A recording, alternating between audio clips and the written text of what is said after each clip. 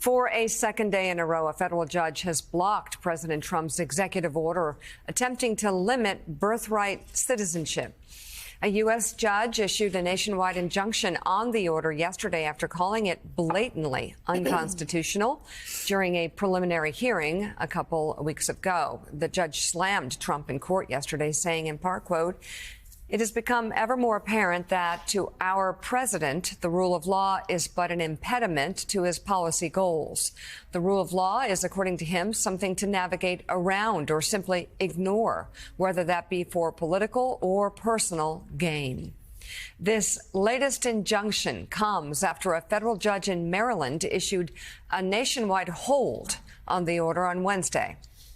The executive order faces even more legal challenges, with a hearing set for later today in Massachusetts and another hearing on Monday in New Hampshire in a challenge brought by the ACLU. I mean, John Hallman tried to stay right where the story is, but a lot of folks, when they first heard this, thought never going to happen. Thought that the Trump team this would happen. That the birthright citizenship and would get rejected. Yes. Yes, I think. Well, I mean There's an awful lot of stuff going on in the Trump administration that is, if you talk to lawyers who are not particularly ideological, just looking, black letter lawyers, look at things like these are not going to be hard cases. Right. In the sense on the merits that they're, in this case, plain language of the Constitution is pretty clear about birthright citizenship. That you have to be pretty extreme to try to find a way to interpret the Constitution to along the way that the Trump administration has. There's a lot of instances like this, and where these are what lawyers think of as easy cases. And that has given some people a lot of hope that in the end, the courts will be the guardrail that keeps a lot of the worst excesses of the second Trump term from coming to pass. We've seen this on other fronts, too. We've seen the courts have now intervened to stop to get in the way of the potential spending freeze. There's issue after issue where courts are ruling against Trump already, and we're not even 3 weeks in.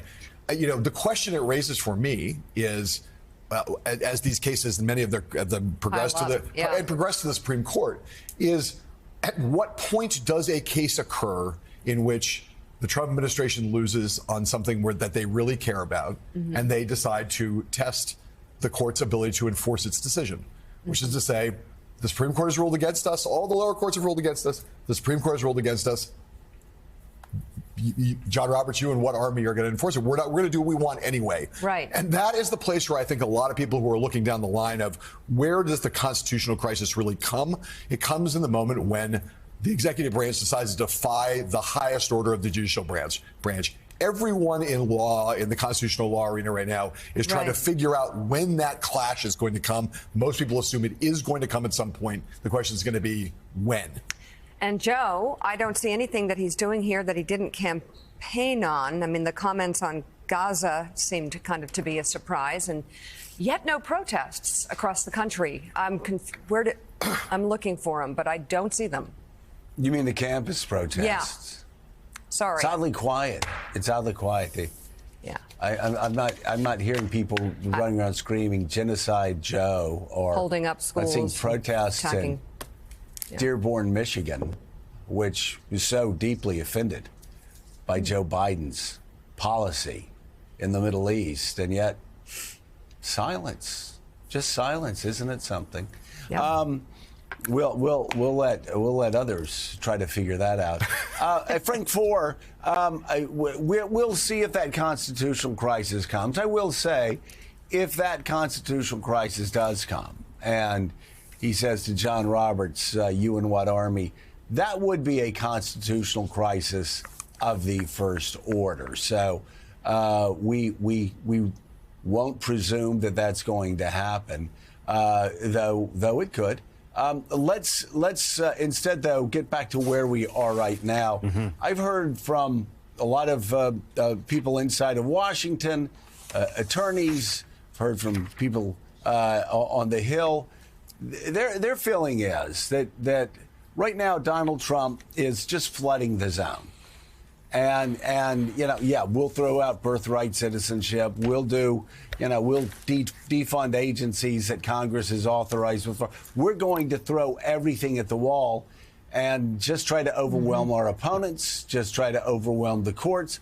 and just, again, test the boundaries of executive power, which is, as Mika said, exactly what Donald Trump said he was going to do on the presidential campaign, along with people like Ron DeSantis, who also said they were going to try to expand the Article 2 powers as much as he could.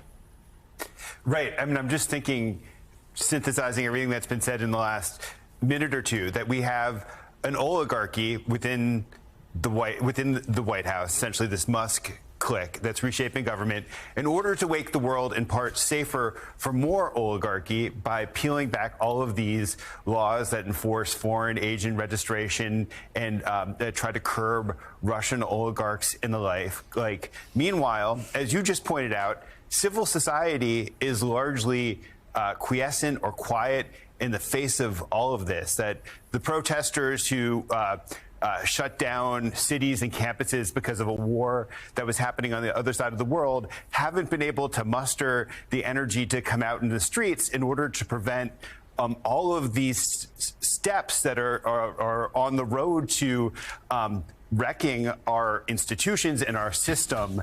And at the beginning, you mentioned Frank, let's be clear here. Yeah, they were calling Joe Biden Genocide Joe. Right. They shut down bridges. They shut down college campuses. They made Jewish students fear going to school because Joe Biden couldn't get Benjamin Netanyahu to agree to a ceasefire. You now have a president who says, we're going to clear all Palestinians out of Gaza. And there's silence. Even weirder to me is that he's mounted this war on DEI that I think will directly affect the life paths of a lot of the people who protested last year. And that, to me, is the strangest thing, that the decisions that are being made right now within this government, within this White House, are creating cultural context that will ripple through the lives of college students, ripple through the lives of people within civil society who have the capacity to go out and protest. And in part, maybe because there is this atmosphere of fear, in the country at large. I mean, you especially see it all the time here in Washington. You see it in the attacks that he's mounting on Politico. I mean, these are things that are done not just to foment conspiracy theories that will titillate the base. They're done in order to intimidate people. And maybe we have to say in the end, the intimidation is at least in part working. And people just don't seem to grasp the magnitude of what's occurring. And it's strange.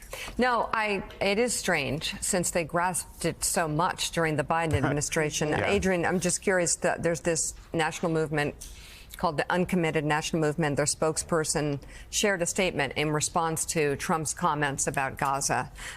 Feel sad, angry, scared for our communities. For months, we warned about the dangers of Trump at home and abroad, but our calls went largely unheard.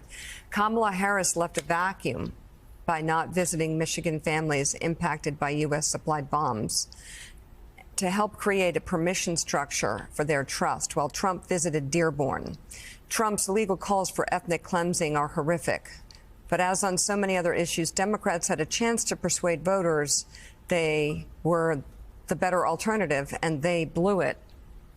I don't know. Yeah. I mean, you need the voter to actually be interested. And I don't understand what's going on here because people have eyes, they have ears, they can see what's happening.